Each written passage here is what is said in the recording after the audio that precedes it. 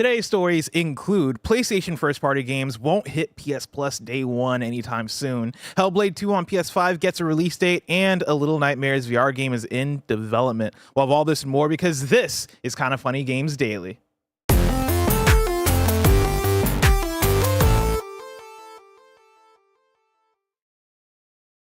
Yo, what's up? Welcome to Kinda Funny Games Daily for Wednesday, June 25th, 2025. I'm one of your hosts, Blessing, Adeoye Jr. Joining me is WWE legend in the dark, Greg Miller. When we say we need your support with a Kinda Funny membership, this is what we're talking about. Turns out you got to pay the power bill every month. So we got a generator running as many things in the office. No, I'm kidding.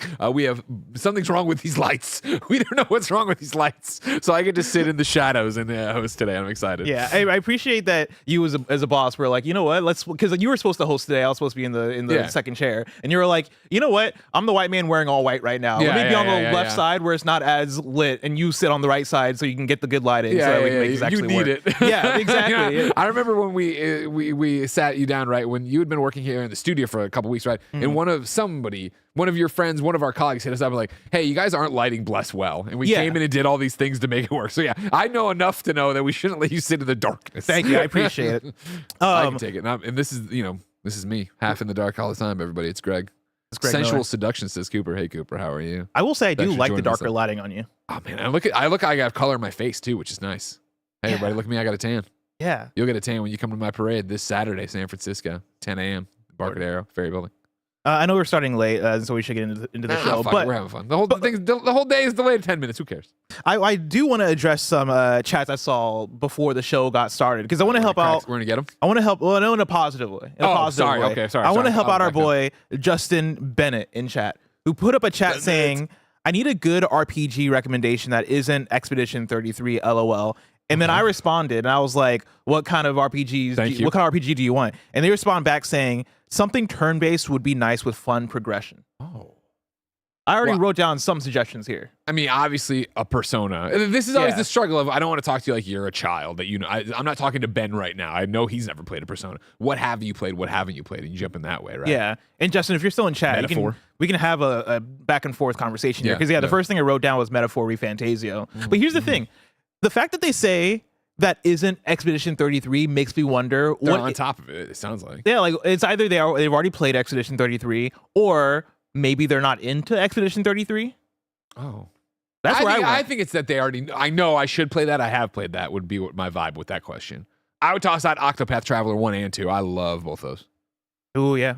I mean, on the same breath I wrote down Live Alive. Yeah. That's one if you're... I always think I should double back to that as much as you love it. It's a fun one. It's the thing where it's like the opposite energy of an Octopath, where it doesn't take itself as seriously, right? And it's jumping between all these different settings, and it's more short stories that form a whole story, which I like. I like that it's the kind of game where I treat it the way I watch Black Mirror, where it is, okay, there's a new season, I'm just going to watch one episode every night. I remember you talking about this. Yeah, you played one every night. Yeah, and it was like a really fun way to experience the game because I'm getting through a story in like an hour and a half to 2 hours, maybe sometimes even shorter than that. Hell yeah. And so Live Alive, I recommend, especially for like the turn-based battle system. It's like grid-based as well too, and so if you don't like that movement aspect of it, then maybe stay away, but I swear by the story and like the energy of it. And then Baldur's Gate 3 is another one I wrote down. Of course. Again, these are things where like I assume everybody's played Baldur's Gate 3 or at least tried it out, but like if you haven't checked it out, if you're looking for a turn-based thing with excellent progression, like I cannot recommend that enough. A lot of people are calling out the Dragon Quest remakes here. Chrono Trigger keeps getting tossed out. Ooh. Chrono Trigger, I do worry and wonder, is old game old? Because I've started Chrono Trigger twice in my day, and you know I'm not a turn-based RPG guy, and it is that thing where I'm like, oh, this is cutesy quaint, and then it's like I fade off. I don't know. I do the same thing. I don't know when Chrono Trigger's supposed to grab you and be like, I'm not letting go, but I've never gotten to that point with it. I feel like me, you, and Andy have the exact same story with Chrono Trigger because for me, I've also tried it at least twice, and I feel like it's one of those ones where I either want to wait for the HD 2D remake that's inevitably going to happen at some point, or I'm just going to push through it because I think I would love it for how much people talk about it. And I feel like everyone's just saying it's amazing. When does it grab you? When is it supposed to? Like, this is when you can't stop. Oh my God, I can't imagine this happening. I feel like the other route would be to wait for there to be a drought, maybe a January or something, and me, you, and Andy just commit to we're doing the official Chrono Trigger review. Ooh, I do like that. We're all committing. We're all playing through it. Yeah. And so I'm committed to Expedition 33 right now. Big deal. Yeah. Don't worry about it all afternoon yesterday. A little bit last night. We got my day blocked out today. I'm trying to review it next week. What up? Now, in thinking about RPGs, one RPG came to mind, an upcoming one that I'm curious if you've heard about or if you've like looked into this one at all. It's called Blood of the Dawnwalker. Are you familiar with it? Familiar, no. Heard about it, yes. This is a name that I have heard about. I don't remember anything about it, though. So I think it was this last weekend, maybe Friday or during the weekend, they put up a 20-minute gameplay overview. And I watched the full thing. For context, it's being published by Bandai Namco. And I clocked this as potentially something Greg Miller might get into. I mean, already looking at the visuals here, yeah. Yeah, like it's from... I remember when this debuted somewhere. Yeah, and I can't remember where it debuted. Yeah. SGF? Do we see it at SGF? Maybe? I don't think, because I think this is like a 4-month-old thing, so I don't know what was 4 months ago that this would have showed up. Oh, it opened Xbox Showcase, says Tundra Boy. So did we see it at the Xbox Showcase? Oh, maybe we saw it there then. SGF, yeah. But yeah, it's being published by Bandai Namco. Former Witcher / Cyberpunk people are working on it, and it has not turn-based though already. Not turn-based. Okay. No, this is more for you. This is thank you. I appreciate that. Okay. But it's essentially like. Think like Witcher, but you're playing as a vampire, and so during the day you have like regular sword combat, and you're going through RPG towns, doing all that stuff. But then at nighttime you have vampire gameplay where like you have to drink blood to survive. You have like a blood meter, and so like you can like find civilians and start drinking their blood and shit, and like you can go all the way to where they fucking die, or you can be like, oh, I'm just gonna drink half a level of blood and like leave them alive still. And so you can make those choices, and then your like combat powers change. You have like claws that are more fast paced and all this shit. That's awesome. Yeah, seems interesting. I wasn't blown away watching the 20 you minute look at this thing. and you're like, okay, cool. This is an independent Assassin's Creed, independent Witcher, whatever you want to say. But it's like, it's got that thing of like, and not that that's bad. I love supporting game developers of all shapes and sizes and games that don't take 12 years to make. So no, I could be down for this. Now, somebody else in the chat shouted out for Justin, was it? Yeah. Sea of Stars, and that is a great pick too. Yeah, Sea of Stars is a great one. I would also shout out in that same vein. Again, it depends on the tone and energy you're looking for, because turn-based RPGs are a wide spectrum of what they can be. But Deltarune, I would also throw in there, especially if you haven't started it yet. Like going from chapter 1, there's like a lot of good content there. But that is if you're leaning towards something comedic and something that's like cute and fun, as opposed to something that has like that much drama to it. Not that there's not drama in Deltarune, but it's a different kind of drama that you might get from Sea of the Stars. I want to thank everybody for popping off in the chat to answer my question. When does it grab you? Lucid Dream says Chrono Trigger. Once you go back in time and they confuse, and then there's story spoilers here if we're all going to play, whatever. But I've played through that, and he says if that doesn't grab you, what are you doing with your life? Wow. Not looking for a bunch of pixelated sprites. Be like, hee hoo hoo. That's what. Wow. I mean, I'm with you though. I can't even get mad. I'm kind of with you, Greg. Remember. This is Kind of Funny Games Daily. Each and every week that we run you through the nerdy news you need to know about live on YouTube, Twitch, and on podcast services around the globe. If you love what we do, support us with the Kind of Funny membership on Patreon, YouTube, and now on Spotify and Apple Podcasts. Get all of our shows. Says, but you just recommended Octopath. That's a game, man. They are fucking hitting you with these storylines. Some of them are goofy ass, whatever. Some of them, man. What the one girl who is like, you know what? I'm gonna go into this whole. I'm gonna pretend to be a Coruscant or whatever, so I can murder this guy who fucked up my family. That's fucking hardcore. That's cold blooded. Not I'm time traveling. Somebody in chat says Golden Sun as well. If we're going back, especially with the Chrono Trigger recommendation, let me say Earthbound. Play Earthbound. Have some fun. You played Earthbound? No, I never did. I love Earthbound. But that was like how hard it was to get for a long time or whatever. Yeah. Oh yeah, that's true. I mean, listen, I played through an emulator in like high school, allegedly, and so you can do it that way too.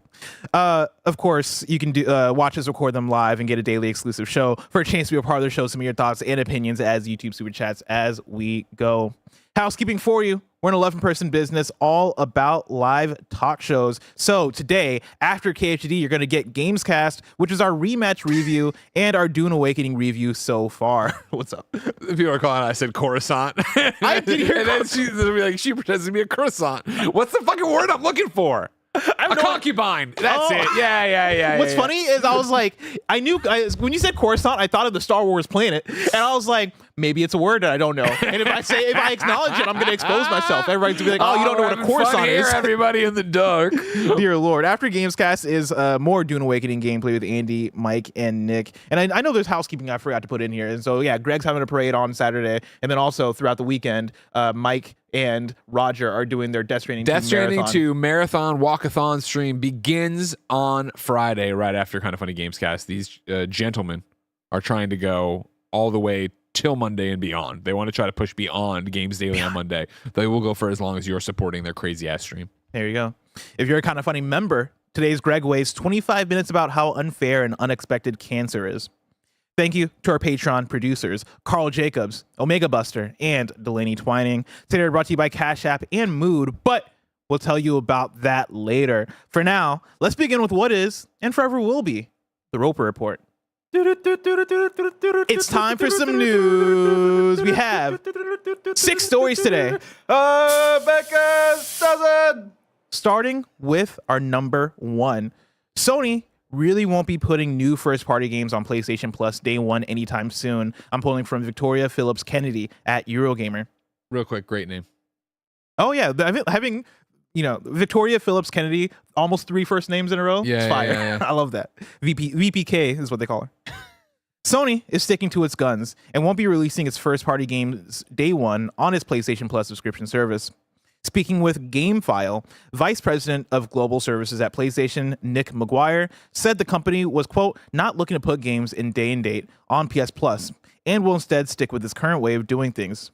This is, of course, very different from Xbox, which often puts big first-party releases such as Indiana Jones and The Great Circle and many more on Game Pass from the get-go.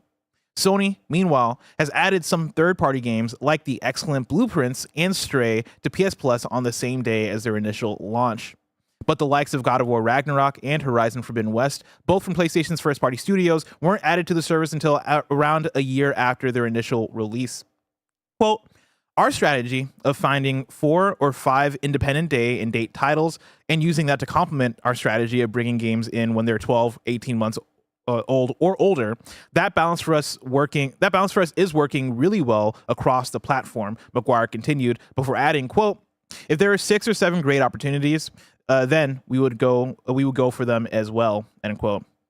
When asked if the company had considered the benefit of putting its own first-party live service titles on PS Plus with Concord, the debut game from Sony's Firewalk Studios, which has been taken offline 2 weeks after its PS5 and PC debut, being used as an example, McGuire declined to give a specific comment. The Sony exec did say, however, that PS Plus has proven itself to be a great way to introduce new players to franchises when they arrive on the service. Quote, there's always going to be a moment for any game where there's the right time for it to go into PS Plus, when it's ready to reach a wider audience or to find new fans or new parts of our platform that it hasn't already reached, McGuire said. This month, Remedy's multiplayer control spinoff FBC Firebreak was available to all those on PS Plus Extra and Premium tiers day one. However, even when included on a subscription service, some live service games still flop. Square Enix's Foam Stars, for example. Whoa, a flop for Foam Stars. What are we talking about? That game failed to set the world alight despite being part of the PS Plus catalog. Greg, a lot said here, a lot written here. I love it. I won't answer that question. That's the part that jumps out at me too. Did y'all think about this from Concord? No comment. I think it's phrasing where they asked the question specifically about Concord, and he probably went, "Well, with a million other titles," and next gave the word salady thing to get. There's always a right time and a wrong time for PlayStation. But the way it's written does make it sound like, what about Concord? We won't be speaking about we that. Won't be speaking about. I mean, Concord is dead. My reaction to that quote, because I want to go back and find it. My reaction was, oh, then you definitely had large conversations about putting Concord on there. That's my reading into it.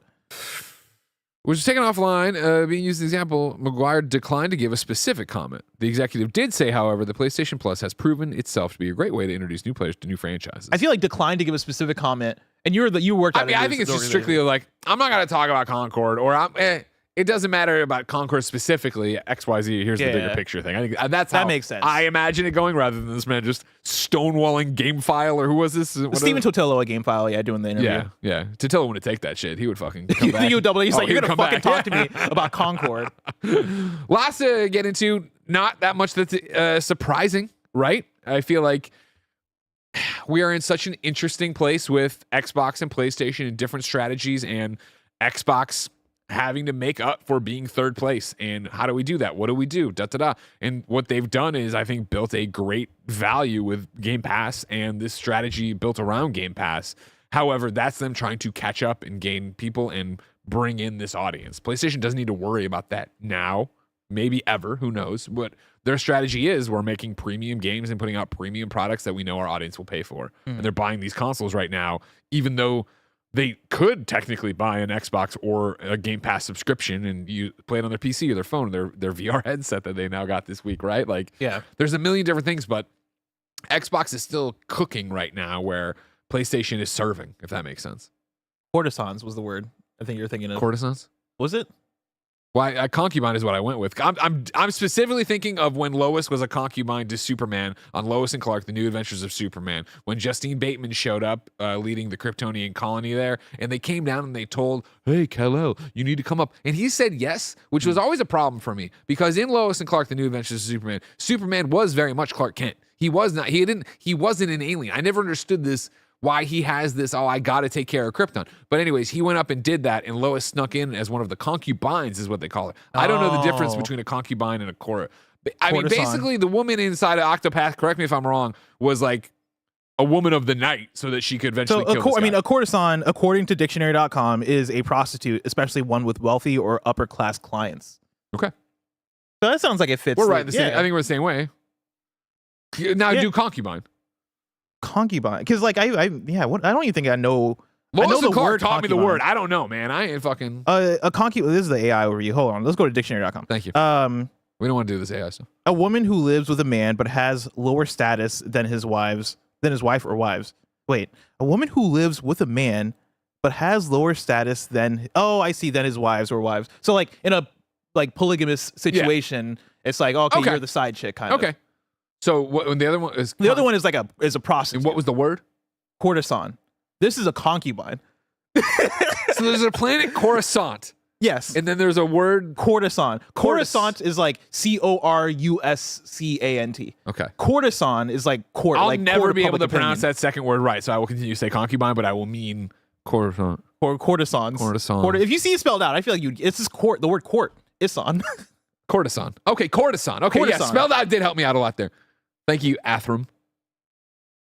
Anyway, and talking about PS Plus, right? Like you can't get this content anywhere. No, you know GameSpot ain't doing this on. Shit. This goes back to a conversation I was having with Tim quite a few weeks ago about how I think you look at Nintendo and Xbox, and I view them as opposite sides of the spectrum, and PlayStation is kind of in the middle as far as like they are doing the first party premium, like we believe in selling our games thing, right? They have this service of PS Plus that they also make a lot of money off of and want to continue to like support and do all that stuff. They also have kind of the experimentation of, but also let's put a lot of our things on PC. Hey, let's put Horizon, the Lego game, on Switch, right? Like they're kind of having their cake and eating it too at the same time. And I think a lot of that is PlayStation kind of just riding the waves of where the industry is going, but also trying to protect their own business at the same time and how they traditionally do things, because you don't want to go all the way to the Xbox way because you might not have the amount of resources that Microsoft has to really like lean into Xbox Play Anywhere, Xbox,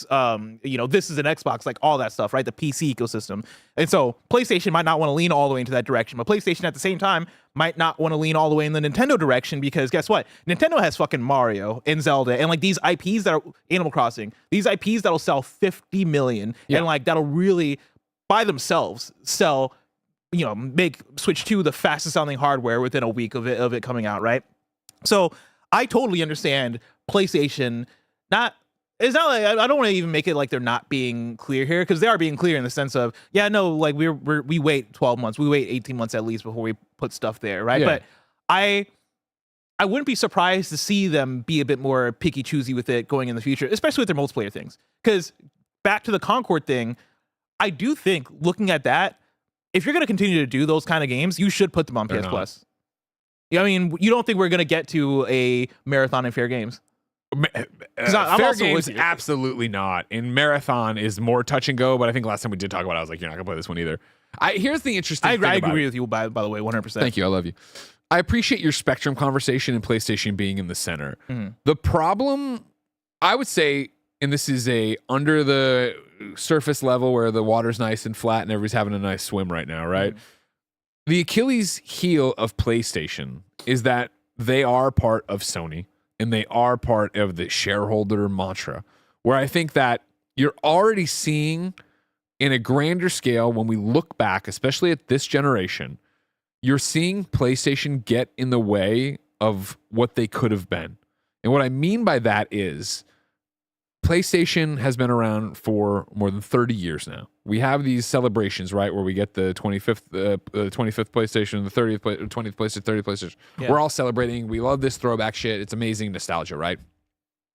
When they did PlayStation All-Stars Battle Royale, they pulled the trigger, I think, honestly, too soon, where they were like, fuck everything. We're a Nintendo too. We have shit you care about. And people were like, not really. Like, Podcast Beyond fans cared a lot about these games and these characters, but you really didn't have the stuff. And since then, in that PlayStation 4 generation, I think they've added a lot of people. They've gained a lot of market share. They've got successful TV, successful movies, where it is like, oh shit, PlayStation's a thing. And then for some reason with this PlayStation 5 landscape, right, they said, rather than double down and invest in those and really make new games there, ensure new brands there, or continue the brands there, we're going to go this way with the live service shit and chase that, what we think is easy money. That has blown up. That has led to a drought of games. That has led to a landscape right now that's hard to, as a PlayStation fan, look at and go, I'm excited for PlayStation Studios output because of, and there's things to call out of Ghost of Yotei, of course, whatever, not Intergalactic. Like, there's things there, but you should be playing more games from PlayStation Studios right now. We should have had at least 3, I would say, in this space, right? Of like, hey, what's going on? And I think that is going to then lead to more and more problems. You're going to continue to see, I believe, more layoffs, probably more studio closures as we try to tighten the belt because we don't have the income from the games that we've now canceled or came out and canceled and underperformed. Whereas if we would have done those IPs that were the single players that people cared about, that people think about with PlayStation, we would have entrenched and reinforced what the PlayStation brand is to the audience, continue on our road to becoming a Nintendo of IP, and continue with, we have a vision. We are talking about narrative, single player, first party, sad dad games that people for some reason can't get enough of, right? That's what we are. That's our bread and butter. Single player's not dead. We're doing it. The problem is this shareholder business on top of you that, you know, profits need to go up. The lines need to go up no matter what. And so I really think PlayStation, while clearly is doing just fine without anything right now, they are laying people off and they are closing games. And there is this thing. And I think it's always just one blow of the wind one way or the other that's going to cause them not to capsize, but it to be that like, oh, fuck, all right, we'll lay off even more people, close even more things, And I don't know if this leaves the door open to Xbox IP becoming more valuable. Yeah, whatever. It's not even about them as much as I think PlayStation really gambled away a golden opportunity to become a modern day Nintendo, or at least continue on the trajectory of becoming a modern day Nintendo. Because right now, I'm a Last of Us fan. I love the show. I come back to the PlayStation and there's no new games. You know what I mean? Like there's Intergalactic should be timing out, I would feel, around this. There should, shocking no one, if you're what PlayStation was thinking, be a thriving Last of Us multiplayer game that I can get in free to play right now. I can come in, I can play it on PC. There's a battle pass. I can unlock all. I can get this Dina outfit from the show and None of that is there. Yeah. You are having people who are learning about these things, maybe for the first time, and then maybe they be coming in and playing 1 and 2. But again, maybe not. You've already played it or seen it, so why would I play it again?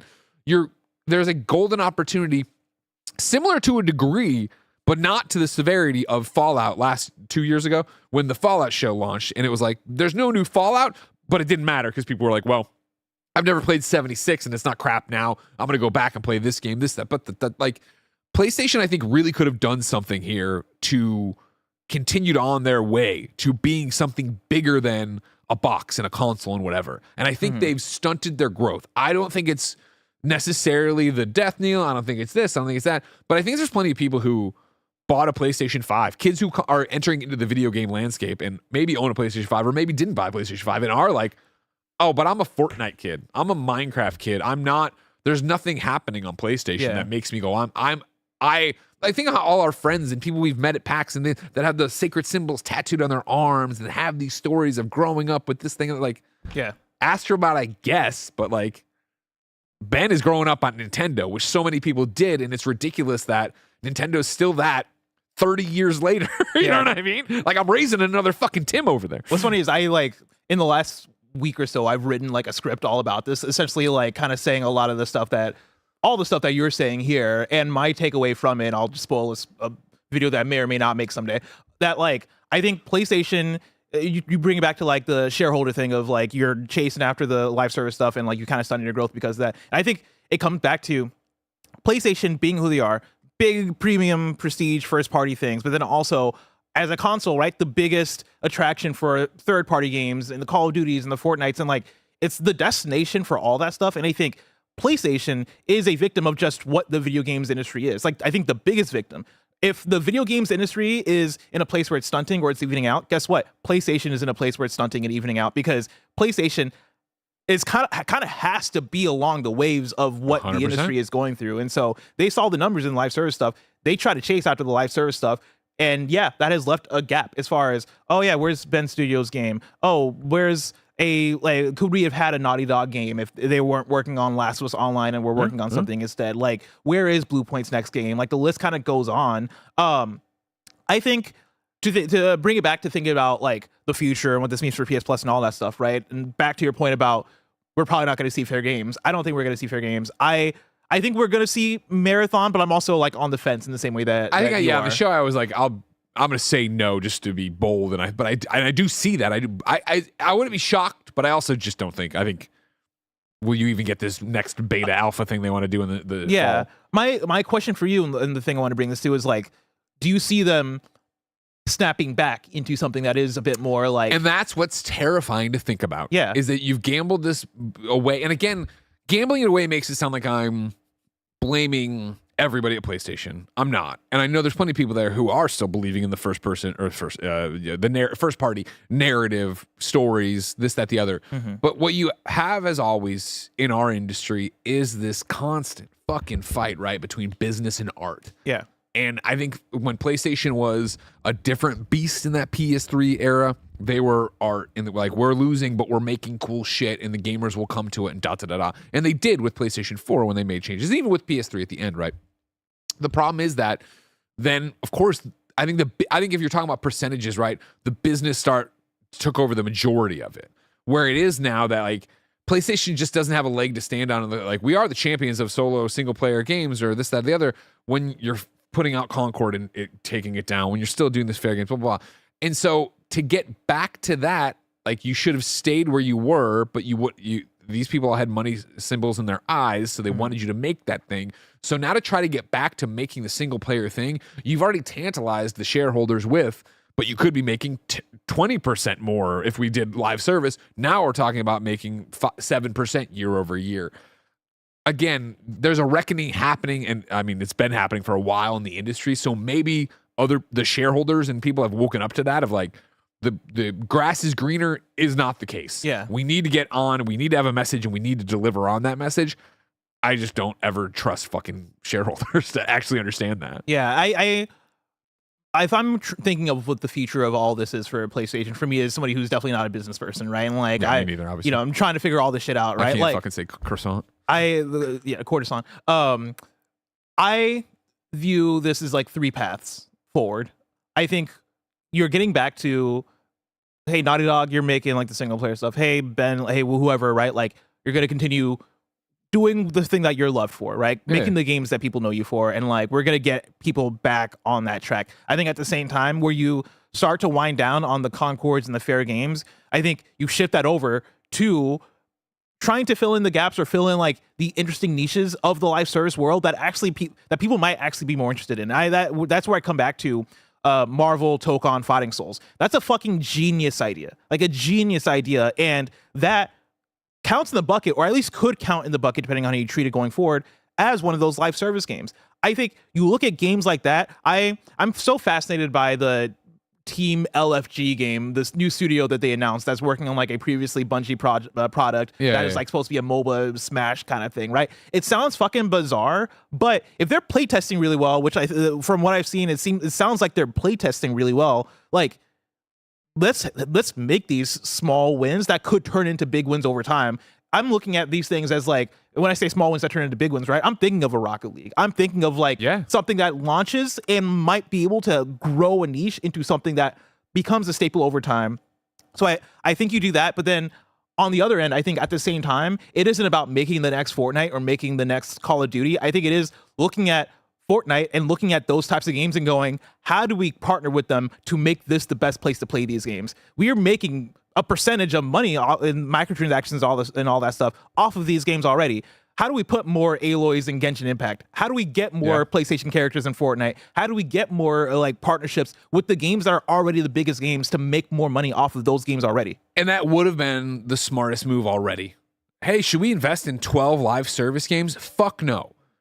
These whales already exist. How do we make it that you have to be playing Fortnite on your PlayStation? Yeah. What can we do with Epic? What can we do as a company? How can we do it that for Fortnite you don't need PlayStation Plus? Can we do like they should have made that kind of deal or thought and process in marketing to get that way and figure it out. Because I think what's interesting is, we both say, and you said it right there, the first parties to get back to doing what they do best, right, and go.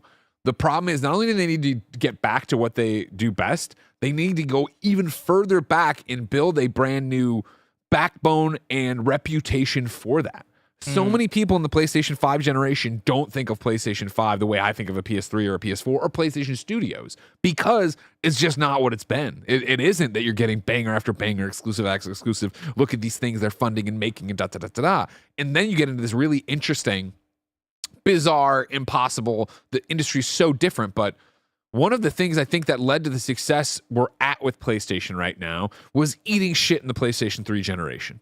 Like, I don't think you can look at the success of the PlayStation 5, PlayStation 4, and then the struggles of the PlayStation 3, and in the same vein, look at my career and me doing a podcast starting a podcast called Podcast Beyond with Jeff Roper and Dunham, right? Starting this thing when it was at the worst time for PlayStation, right? So it was this really hardcore base coming together that then grew over time as more things happened, and then it becomes that you're doing the right thing. So you have this wave of people with you and doing this. And like, I loved PlayStation here, so of course I love PlayStation here. And of course I love PlayStation here. But then we're here and it's like, well, are they even the same company anymore?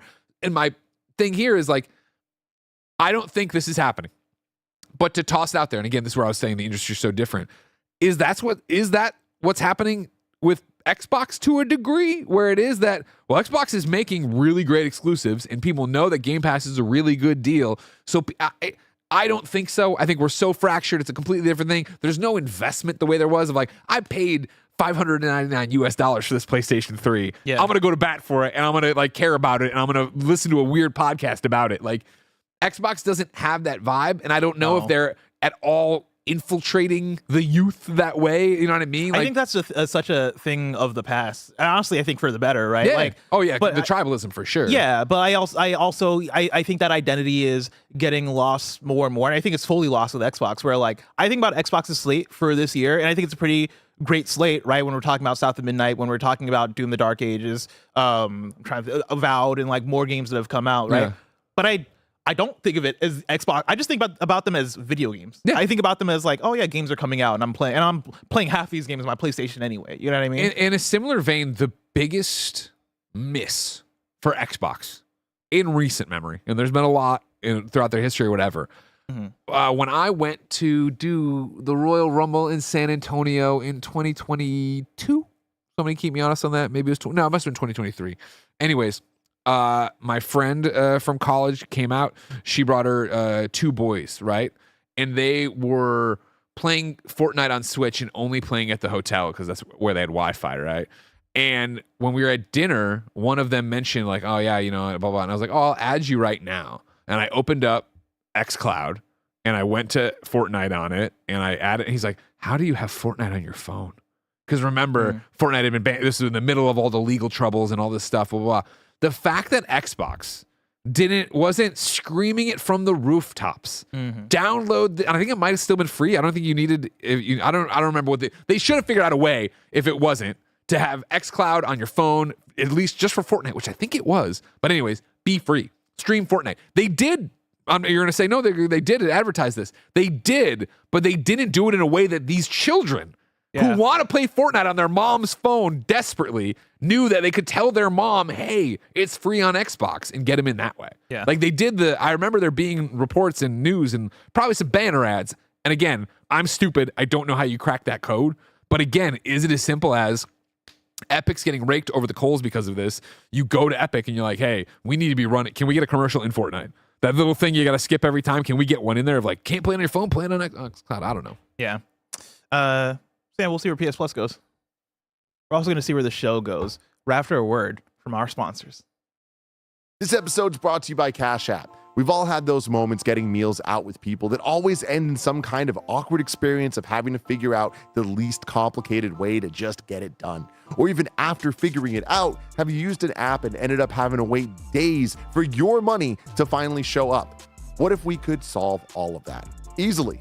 Cash App is a completely different experience, fast, easy, and safe, and a great way to receive and transfer money to family and friends. It's incredibly easy to set up. You just enter your phone or email and some other basic information, no bank account needed, and then there's no waiting around for days. It's your money, you shouldn't have to wait. We love using Cash App because it's fast, it's safe, and it just makes life way less stressful. For a limited time only, new Cash App users can use our exclusive code to earn some additional cash. For real, there's no catch. Just download Cash App and sign up. Use our exclusive referral code, Kinda Funny, in your profile. Send $5 to a friend within 14 days, and you'll get $10 dropped right into your account. Terms apply. That's money. That's Cash App. This episode is brought to you by Mood. Let me tell you about the online cannabis company that's revolutionizing how we deal with life's challenges. From sleepless nights to stress-filled days. Mood.com has created an entire line of functional gummies that target specific health concerns with 100% federally legal THC blends. They'll deliver them discreetly right to your doorstep, and you can get 20% off your first order at Mood.com with promo code Kinda Funny. I've been having a great time trying out all their different gummies, and I'm loving how each one feels. Their Sleepy Time gummies will knock you out in about 15 minutes flat. No hangovers, no grogginess, and their Epic Euphoria gummies are perfect for those days when nothing's going right. And best of all, not only does Mood stand behind everything with an industry-leading 100-day satisfaction guarantee, but as I mentioned, listeners get 20% off their first order with code Kinda Funny. So head to Mood.com, browse their amazing selection of functional gummies, and find the perfect gummy for whatever you are dealing with. And remember to use promo code Kinda Funny at checkout to save 20% on your first order. And we're back. I'm rigging a couple of super chats for you. Justin Franco writes in and says, Greg, I've been watching you forever. You were my fave at IGN, and you're my fave here. Bless is great too. Thank you so much. Oh, thank you. Okay, cool. I thought that was going somewhere where you were going to insult me. I like that. It is legit. I hope to see you at the parade. Ferry Building, 10 a.m. Saturday. Walk with me to Square Pie, guys. And then Street Shadow writes in and says, I'd love to see PlayStation return to the PS3 release cadence. PS5 feels slower, but are we judging it fairly versus PS4 at the same point? Also, if they're course correcting post-Concord, bumps should be expected. Can't change the past.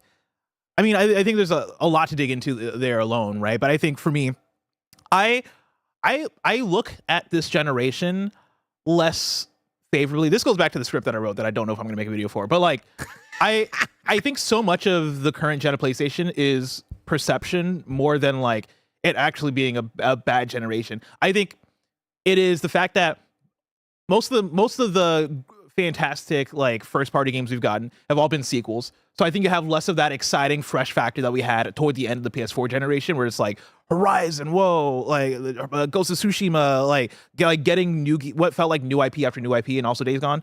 I think it's that, but then I think for me, I combine that with a lot of the timed exclusives, and I know people don't fuck with timed exclusives as much, but like, yo, we got Sifu, we got Kena, we got Stray, we got Deathloop, like, sure. You have Returnal coming out of Housemarque as a exclusive. I don't want to put on my like PlayStation cape, like I'm gonna defend a big corporation. But genuinely, I look at the library that we've gotten over the last few years, combined with third-party stuff like Elden Ring, Clair Obscur, all this shit, and I'm like, I don't think it's been a bad generation, y'all. And that's the thing where it goes into what you were talking about with Xbox. All right, cool. Yeah, you have all these games, but they're also coming to PlayStation. Like that, the fact that the exclusivity walls have fallen down the way they have, even timed, you know, it's just like, it's all such a nebulous, weird, do you even remember that Sifu was a PlayStation exclusive for a little bit kind of conversation? Yeah. Let's move on. Let's do story number 2. Speaking of an Xbox exclusive that's coming to PlayStation, Hellblade 2 finally gets that long-awaited PS5 release date. This is Marc Griffin at Polygon. Ladies and gentlemen, grab your best headphones. Ninja Theory will finally release the enhanced edition of Senua's Saga Hellblade 2, a low-key 2024 Game Awards season victor, on the PlayStation 5 on August 12th. The enhanced edition will include several new features, including performance, dark rot, developer commentary, dark rot, and enhanced photo mode per Xbox Wire. Where the original release was optimized for 30 FPS to deliver an immersive cinematic experience, the enhanced update will include a performance mode to optimize for 60 FPS, removing the cinematic experience, I guess. On PC, this goes back, and like, let's pay attention every time the 30 FPS thing is used as a way of like, oh no, it's a cinematic thing, artistic direction, but then it comes out a couple years later and 60 FPS is a big feature that's advertised. I digress. On PC, the game will offer a very high preset to push fidelity even further based on personal hardware. The Dark Rot from Hellblade Senua's Sacrifice has returned and offers an additional challenge for Senua in this optional game mode. The Dark Rot will grow each time you fail, and if it reaches Senua's head, her quest is over and all progress will be lost. The PS5 versions of Senua's Saga Hellblade 2 will arrive in standard and deluxe editions, priced at $50 and $70 respectively. The deluxe edition includes Senua's Saga Hellblade 2 Enhanced, a PS5 enhanced version of Hellblade Senua's Sacrifice, and the Senua's Sacrifice soundtrack. Greg, there's a lot of Senua's Sacrifice. A whole lot of Senua going on in here. You excited about this? Does this do anything for you? No, remember, I wasn't a big fan of Hellblade 2. I didn't hate it or anything like that. I forgot what I gave it. It was a middling score. I think both of us gave it like a 6.5. Yeah, where I was like, okay. It was a game we reviewed and put down, and I have not thought about since. So good for you getting it to PlayStation again. A very beautiful game. It sounds great. All that. Performances are great. Yeah. Just not a good game. I think I'm right there with you, even though the idea of playing the enhanced version of the first Hellblade does appeal to me, because I know I love the first Hellblade. I think you felt the same way about like Hellblade 2 and Hellblade 1 regarding how they hit, right? Yeah. Hellblade 1 didn't hit for me either. Yeah, I was way more of a Hellblade 1 person, and so I like that it's getting an enhanced thing. Maybe I'll get around to it, but also, cool to see more games jumping over. Yeah, of course. Story number 3, a Little Nightmares VR game is in development. What? This is Marcus Stewart at Game Informer. Alongside the reveal of a release date for Little Nightmares 3 and the enhanced edition of the first game, today's Little Nightmares showcase revealed that a new VR title is in the works. Titled Little Nightmares VR Altered Echoes, a teaser trailer served as the final announcement of the showcase. Unfortunately, the trailer reveals little beyond the name and footage of one of the series' music boxes playing a familiar jingle. The video's description reads, "Every step echoes closer. Does this tune sound familiar, little ones?" The game was described as being in early development, so it does not have a release window announced it doesn't have a release window or announced VR platforms. The studio working on the project is also unknown. Greg, I was very curious when they announced a Little Nightmares showcase. Yeah. And then when I was looking at the news this morning, I was pleasantly surprised. You're like, oh, this was a good idea for having this showcase. Yeah, because you get the VR stuff, and then also I have this in Wii News, right? But you got the release date for Little Nightmares 2, along with a Little Nightmares, or for Little Nightmares 3, excuse me, and then like a Little Nightmares remaster or re-release sort of thing going on as well. And so a lot of Little Nightmares happening. Good for them.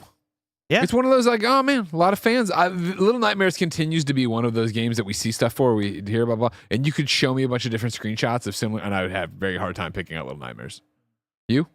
I've never touched Little Nightmares, even though it strikes me as the kind of game I would really enjoy, because I'm somebody who loves Limbo. I love Inside. I love a 2D platformer. I love a 2D puzzle platformer.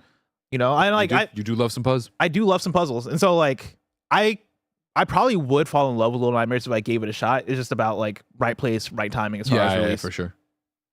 Story number 4.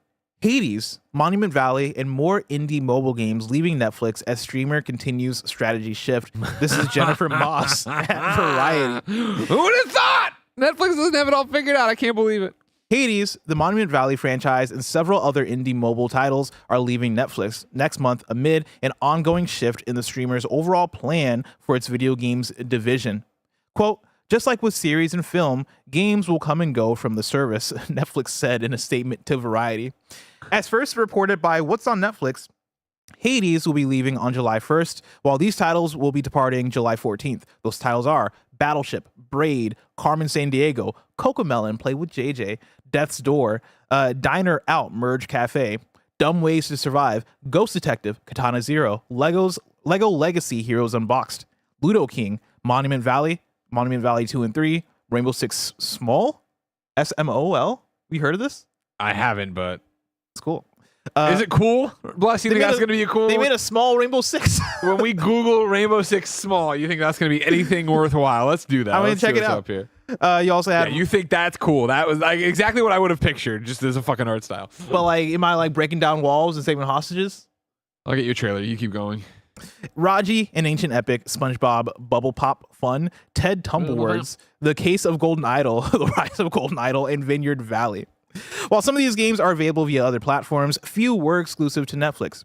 The removal of these indie mobile games comes a few months after Netflix formally unveiled its forward-looking gaming strategy to journalists during a presentation at GDC. From now on, its focus when developing titles will fall into our 4 key categories: mainstream, narrative, kids, and party games.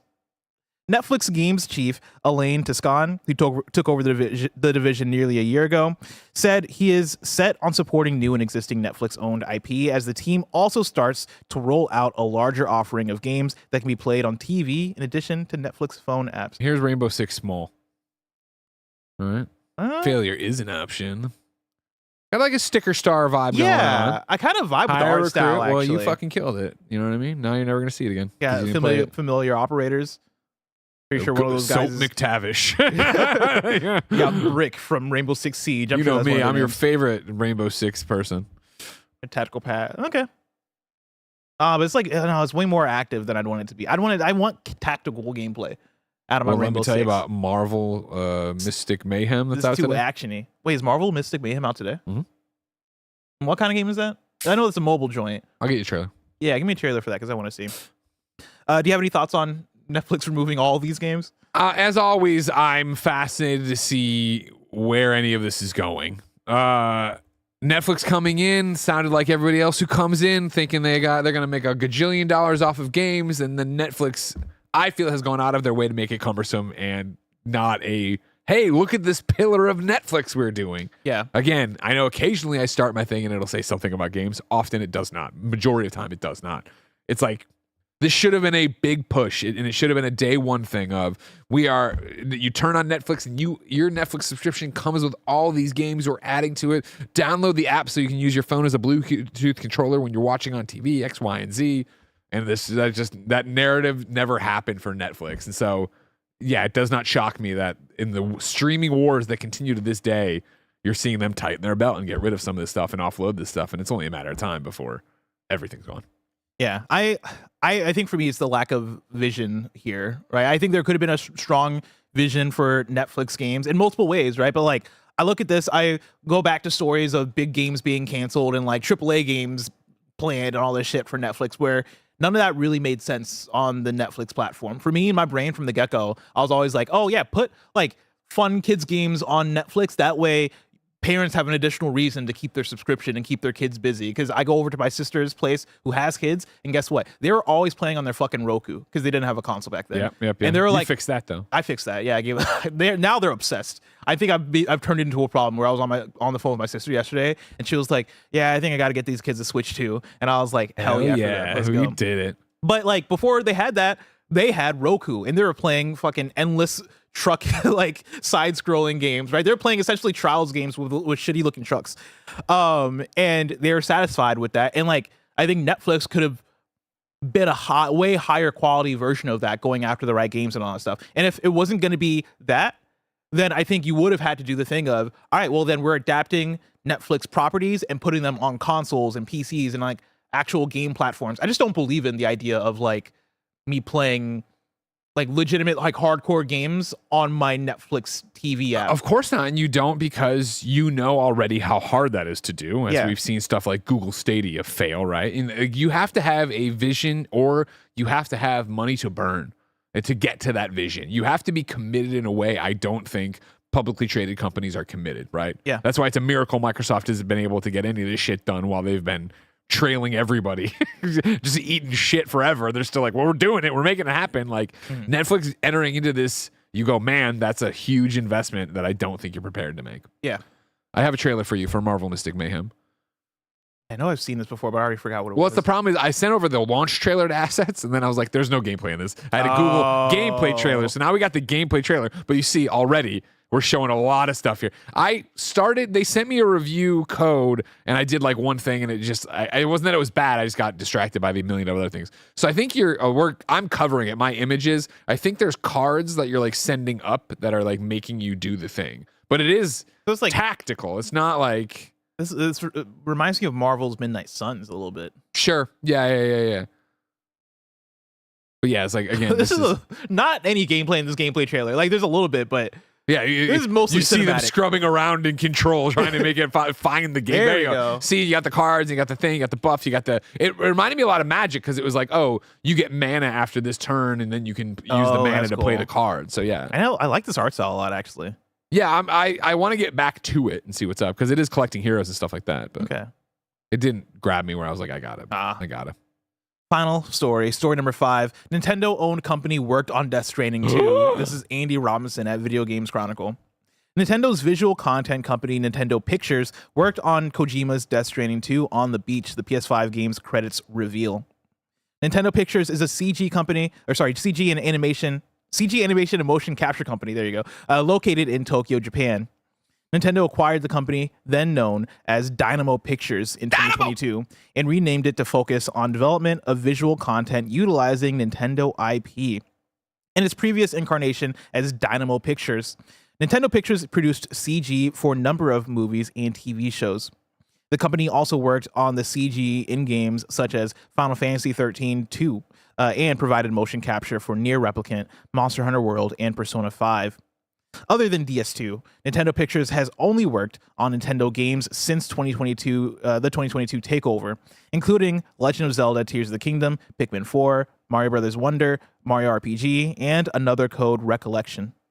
While the appearance of a Nintendo-owned company in the PS5 games credits may seem surprising, the company, as Dynamo Pictures, also worked on the original Death Stranding, so it's possible that its work for DS2 either took place before Nintendo's takeover or was the result of an agreement signed before the takeover was completed. Just a fun one for you. I like that. Nintendo in the credits. I actually did see it in the credits when I was trying to see if Roger Picorni got a special thanks. Did Roger Picorni get a I didn't see it, no. But it's Nintendo did. Man, messed fucking up. Sucks, you know what I mean? Kojima would have delayed the game if it wasn't for Roger because he wouldn't have had a song to put in this goddamn thing. Yeah, but I did see it and I was like, oh, that's interesting, but I never thought to write an article about it. I said, where's the tastemaker? That's the real article that people aren't chasing. How could Hideo Kojima, the name amongst names, big time Roger Picorni like this? So when there will be a Death Stranding patch, he better patch him in the credits. There you go. Yeah. Greg, Kojima big timed Roger Picorni. He did. But if I wanted some small time news, say the tiniest news I needed to know about, where would I go? You'd go to our last story, the Wii News channel, where we run you through all the small news items you need to know about. Story number 6 is Wii News. From GameSpot, Taco Bell has announced a crossover promotion with Tony Hawk to help promote the launch of Pro Skater 3 Plus 4 in July. Taco Bell is rolling out a new Build Your Own Lux Cravings box starting July 11th, and it includes in-game DLC for Pro Skater 3 Plus 4. You getting that? No. I might. But I like the idea when like there's like DLC through some stupid fucking fast food or whatever. Remember all the gum I bought for Avengers? Oh, yeah, I do. I do. One time I went to Chipotle so I can get some Street Fighter stuff. Yeah. And it wasn't in there. It wasn't on the receipt. That's the worst. Yeah, I was really upset about it. Then I just had Chipotle. I'm like, fuck. No, I'm just eating Chipotle. WWE 2K25 Dunk and Destruction Pack is available today, featuring NBA icons Shaquille O'Neal, Tyrese Halliburton, and Jalen Brunson, plus wrestling giants Abyss and Great Khali. They're also greats. Yeah, they're greats. Yeah. Everybody's Golf Hot Shots will be released on September 5th and will be available on PS5, Switch, and PC. We got some job roundups from GI Biz. Hasbro appoints Damon Baker as VP of Digital Licensing. Tim Simones moves from Gorilla to Sony Interactive Entertainment as Senior Manager of Franchise Production. And Charis Reed founds community management company Cut Teeth. Okay. A new update for the first Dying Light called Retouched launches June 26th. Marvel Mystic Mayhem is now available worldwide. We got some PS Plus essential games for July 2025. Those are Diablo 4, King of Fighters 15, and Jusant. Cool for Diablo. Super cool for Diablo. Great Is that game. quick? I guess no. It's been 12 to 16 months since Diablo. It's going to be like 2 years, yeah. But that game came out end of 2023 or mid 2023. Diablo, it was 2023. Yeah, then we had the Spirits, the DLC last year, and then now the game's coming here. Yeah, good for them. Little Nightmares 3 launches October 10th on Xbox, PS4, PS5, Can't Switch, get away and from the PC. Little Nightmares news. And then Little Nightmares Enhanced Edition launches October 10th for those platforms. Or you can digital pre-order Little Nightmares 3 right now I love a digital and get the pre-order. game right now if you wanted the Little Nightmares Enhanced Edition. And then I had the WWE thing again. Great Khali. We don't talk about Great Khali enough. We don't talk about Great Khali enough, yeah. Remember that chop that we would do? Oh, yeah. Knock Yeah, people out, yeah, pick them? yeah. Crazy stuff. That's it for Wii News. Before we get out of here, let me take a look back at the Super Chats, see I what have you guys are saying. possibly breaking news here. Ooh.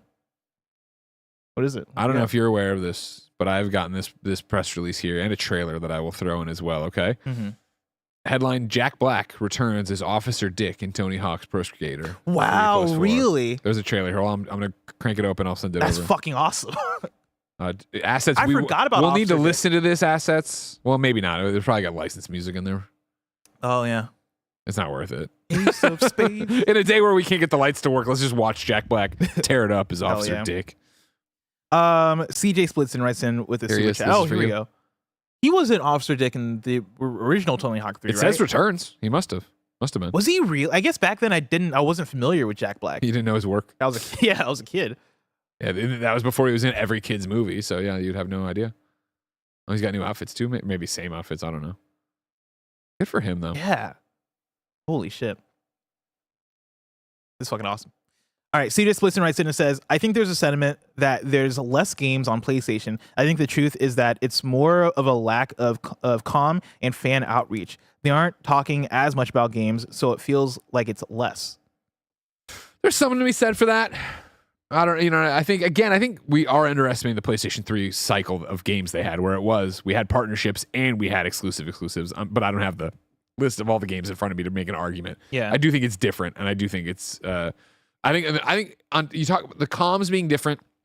I think a big part of that comms being different would be that we don't know what the fuck's happening in the future, right? Where I feel like, remember that year where we saw Ghost of Tsushima 2 or 3 E3s in a row, and last it was 2 or 3 E3s in a row, and it was like, this is what Tim kept going back to early on, thinking this generation would be like last generation, where we would hear about wave 2 of the PlayStation 5 exclusives, and we just haven't. Like Yote, yes, of course. Intergalactic, sure. Wolverine, but it's like there's so many question marks as to where are any of these games. When are we actually going to see them? When are they going to talk about them again? Right? Like how long has it been since we saw that Wolverine trailer? Then you got the leak out there. You got all this other stuff. Yeah, I think it's also, I think you're seeing less of those partnerships. I guess like feel owned by PlayStation, like less. When I talk about like Kena, Bridge of Spirits, or Sifu and Stray, for example, in the moment they were advertised because they're coming to PS Plus, or like Sifu was an exclusive at first and all that stuff. But like now, I don't think of Sifu as a PlayStation game. I don't think of Kena as a PlayStation game. Of course, like these games are everywhere. Yeah, and so I think there's a less of an attachment from like a marketing perspective of like, oh, and I'm trying to think of an example from like PS3, because I was going to say Fat Princess, but Fat Princess didn't come to other platforms. And I think that might have been developed first party. Actually, not. I think it was a second party deal. Second party. I think it was Titan Studios. And I think that's more the thing is second party existed as a thing, right? A bit more strongly. Where here, second party doesn't really exist. They call it first party, yeah, when they bring in somebody like Arrowhead to make Helldivers 2 now, and have that come out. Let's see here. And to your point, as you continue, I can pontificate a bit. Yeah. We watch these PlayStation State of Plays, right? And one of the people you see come up all the time is Sean Benson. I don't know her current role at PlayStation. I think it might still be, but she was on the third-party team that was doing these kind of things, where it was like they were getting them for the State of Play and then having some kind of exclusive partnership or something in there that was trying to make it, this is why PlayStation is the best place to play these games. Yeah. And again, I think that's clearly a core enough part of PlayStation that they're making a role and a team for that. But is that resonating outside of the PlayStation halls, where you sit there and you go, I think of Suicide Squad of having some kind of connection to PlayStation when it didn't. Well, it was State of Play, and I'm sure there's some DLC or bullshit like that. You know what I mean? Like that kind of thing. Bad example because it was a game that wasn't loved, but there's that kind of idea and thing happening that I just don't I mean, Borderlands 4 just got a PlayStation State of Play. Yeah. And like I don't think of it as like a PlayStation thing at all. Yeah. Street Shadow writes in and says, I'd love to see PlayStation return to the PS3 release cadence. PS5 feels slower, but we are judging it fairly versus PS4 at the same point. Also, if they're course correcting post Concord, bumps should be expected. Can't change the path. I already read this one. I think I already read that one. I don't know if you did read that one, but okay. It sounds similar to one I read before. Let's see here. Sergio DeLuna writes in and says, birthday tax, playing Tears of the Kingdom for the first time. Ooh. Nintendo Switch 2. Happy birthday, Sergio. Happy birthday to you. Happy birthday. Virgil Goff says, the dark lighting works with PJs Greg is wearing. It's not they sell it as a PJ sweatshirt, but clearly I can rock it as a real sweatshirt. I look great. This is a great sweatshirt. I get compliments on it all the time. The man at the grocery store asked me what Animal Crossing that was. I was like, thank you for recognizing. Oscar Navarro says, should you play Undertale before Deltarune? Oh. Yeah, you should. Yeah. And in fact, like, it's not even. Here's the thing: you should. I'll just say yes. You should play Undertale before playing Deltarune. Like, can you play Deltarune before playing Undertale? You could, but you might as well just play Undertale. It's not like Deltarune is like a graphically or like more insane experience or anything like that, right? It's like kind of just a continuation of what's going on, but it's also not a continuation. It's weird. Flying Penguin says, got a Switch 2 yesterday. What are some of the best accessories? Greg eats corn the long way. Bless is a blessing. That blesses the blessed. Love y'all. I don't like that one bit. Switch 2 accessories. I feel like you're like a camera guy. I feel like you push you. I feel like you fuck with the Switch 2 camera more than anybody else does. Oh wow, I don't. No? I don't think Okay. I've ever actually used it successfully. Where it's like I brought it home and I was like, oh Ben, we can do that, and then it was like, oh, you gotta invite your friends to do. I'm like, I don't know what the fuck you're talking about. I'm not gonna. Maybe I'm thinking of like the launch stream where like you kept trying to make the camera like work and like Yeah. That was just because that was gonna be funny. I was like, oh, Greg's stupid. into this camera. Yeah, no. I mean, yeah, Pro controller would be my answer. I want to get the SF Bags case, but it's sold out, so I have to wait until they do the next run of them. Yeah, Pro controller would be what I would say too. I don't think I have any other recommendations currently for a Switch 2 accessories, but yeah, get the Pro controller for sure. Flying Penguin says Last of Us live service, but like Dune Awakening. I fuck with it, but also like I could just play Dune Awakening.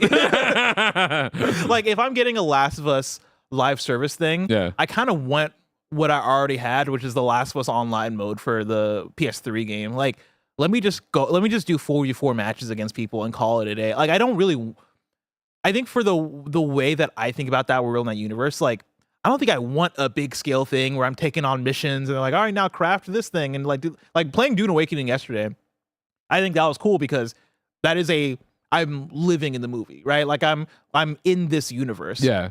If I wanted to be in the Last of Us universe, I can just play The Last of Us or The Last of Us Part 2, right? Like, or live through 2020 again. Or what now? Live through 2020. Oh again. yeah, I can live through 2020 again. Exactly. I think that's. Well, we got one more from FutureBot who says, "Bless, when are we getting a rematch kind of funny stream? You're gonna have to hit up Snow Mike about that. I keep trying to whisper in his ear, yo, give me rematch. Let's play some rematch. But also the schedule's wacky. I'm out for like half the week next week. And there's holiday next week as well. So like a lot going on. But I'd like to figure it out.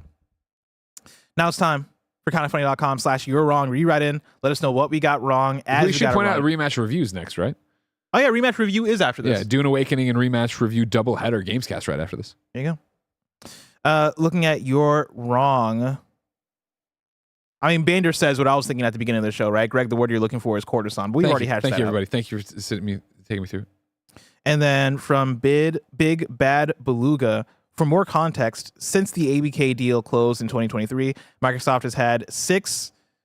Oh, I think this is for yesterday with the layoffs. Yeah, 6 mass layoffs. I think is what they're saying here. Cool. Thank you so much for that. So cool. thank you for that, Big Bad Beluga. Greg. Yeah. That is it for You're Wrong. Loved it. And that is it for Kinda Funny Games Daily, where each and every weekday we run you through the nerdy news you need to know about live on YouTube, Twitch, and on podcast services around the globe. If you love what we do, support us with a Kinda Funny membership on Patreon, YouTube to get all of our shows ad-free. Got your sound turned up for your notifications on Slack, huh? Watch us record them live and get a daily exclusive show. Enjoy the Gamescast next and the stream after. But until next time, Game Daily.